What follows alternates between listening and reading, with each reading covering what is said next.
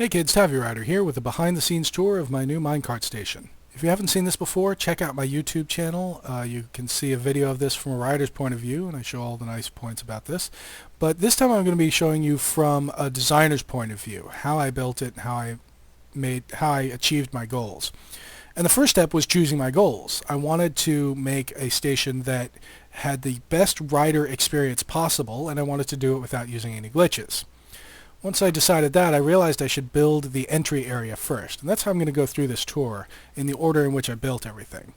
With the entry area built first, I needed to design everything else to match this, and I could concentrate on the rider experience.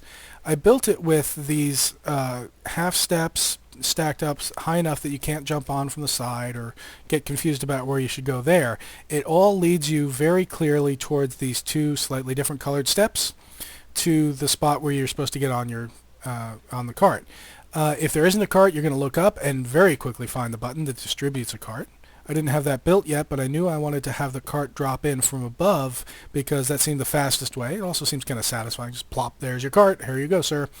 And then with the destination selection here, the player's going to get in. They're going to naturally face the only way that the track goes. This is the way they're headed. So I put the destination buttons up there. I wanted them side by side with an easy reach. I made sure that there wasn't anything in the way here to get in the way of seeing a sign that you could put over them or reaching the buttons. Then, of course, since I kept pushing the cart off into the distance accidentally, I put in the unoccupied minecart return system you see here. Nothing too special about that. And then immediately into powered rail. So between that boost and this boost, the player very quickly gets up to full speed when they're riding. I built this switching yard with as few turns and switches as possible, and it turns out I could do it with just 2 switches. And as a matter of fact, you don't even need this turn. I could have had yellow, going out straight ahead. So I placed the turns here in the intersections and didn't know if I would be able to actually do this with the wiring. I didn't know how to solve the problem of a minecart returning. But I placed it down as a challenge to myself and then started building the mechanism. I built the purple, orange, and yellow return systems outside, and I didn't really put anything else there. This whole building that I just walked around wasn't there yet. So I started wiring things together next. You can see in here, these are the back sides of the destination selectors. I'm also going to go around here. I wired the orange one straight in. The purple one goes up over top. The yellow one, I couldn't really go over the top without doing some vertical distribution or making the building much larger. But I could go underneath, and since there's the unoccupied minecart sorter right here, I had a little bit of room to go under. This block, still, I couldn't get rid of this one because in order to, there's a problem that if a player destroys the cart they're riding in, they can fall through the section of rail that they're on. So I had to keep that block there so that there's 2 underneath every section of the rail. That's true throughout the system. Pretty much avoided building directly underneath the rails anywhere. That's the only section where I go under it, I think. So the purple, orange, and yellow lines all come together in this OR line. And the purple and orange lines also go into this. This is a pair of RS NOR latches. This is your typical destination selector. When you press any of the buttons, it resets the state of all the switches, and then sets just the one you want. And that goes out to the intersections out there, the actual switches on the track. And that's all standard. If you want to see more about this, or if you want to play around with one, you can download TaviRider's World of Redstone that has a minecart destination selection. Or also check the description for this video. You can download this entire world as well with this entire station in it. But the one difference that I had to put into this was for returning carts, I had to set this to a different state. So this OR line branches off here, goes through a set of redstone repeaters that are all set to their maximum delay. So it takes a few seconds, and then the signal comes in here and sets both of the RS NOR latches. There's the redstone repeater there, a torch, another repeater there to keep the signal going, and then another torch. So that sets all of these to the state you need it in for the minecarts to return. I could have done it with a signal coming from, say, detector rails, detecting the outgoing player, and then coming in here. But I didn't really have much room to work with over here. I would have had to tunnel down or make the building much larger. So I instead used this system since I already had the ore line. Now the ore line also goes under here, and this goes to the powered rail that is underneath the cart that the player rides in. And if you count, this orange, the user presses the button, and then it goes through this torch, and then this torch. It has to be inverted twice, and then it goes straight in there. So the moment the user presses the button, it's just two very short ticks, and then they're on their way. I wanted to keep that as fast as possible.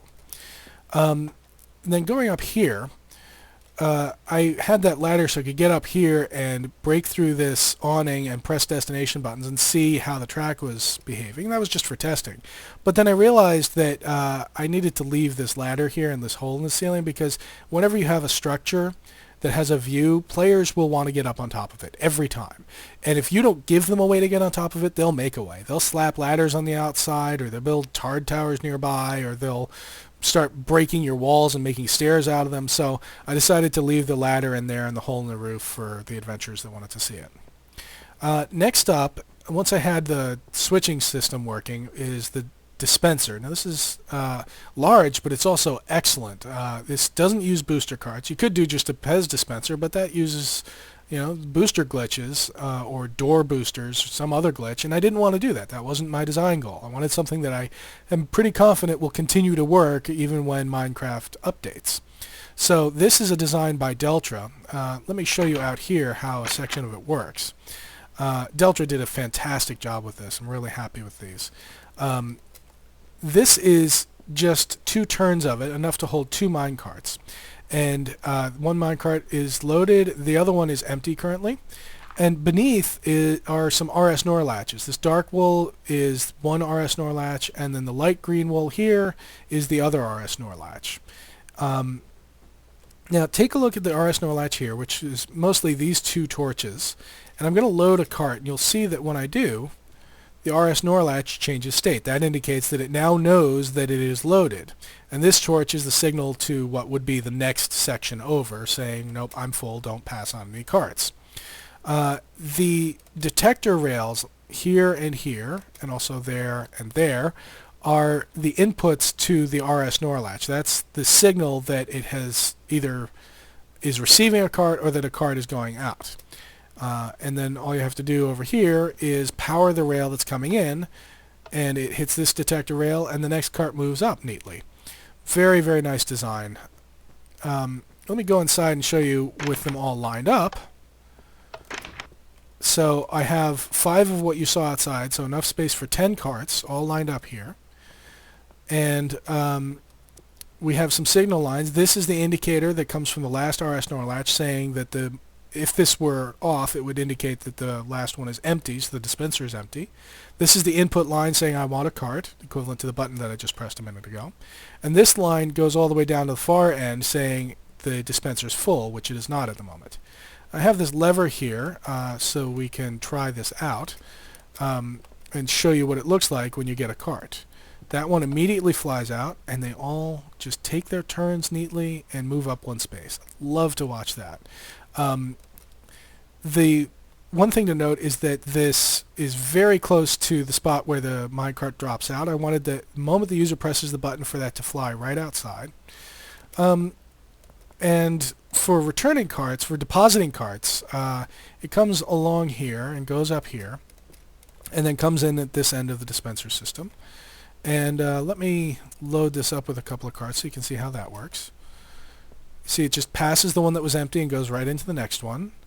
And then once again.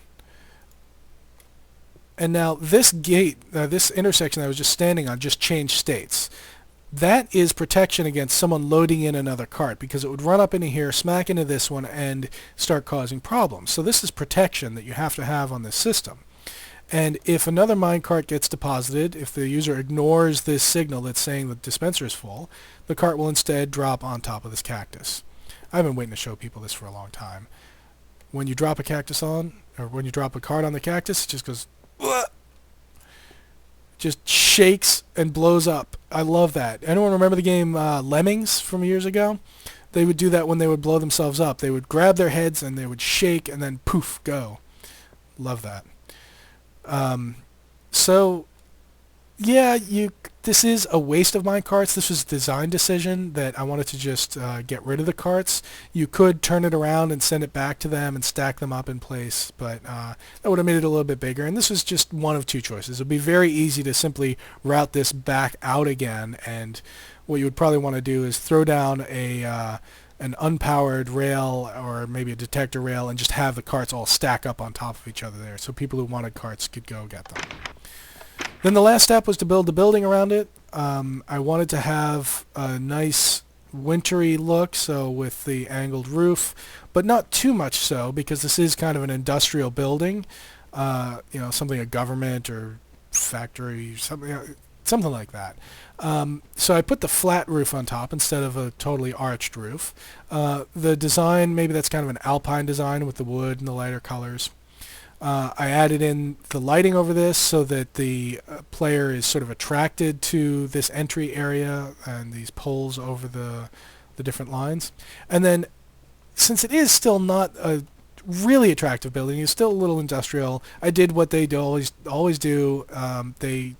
When they have an ugly building that they want to still have people be around, I just planted a bunch of the trees around it.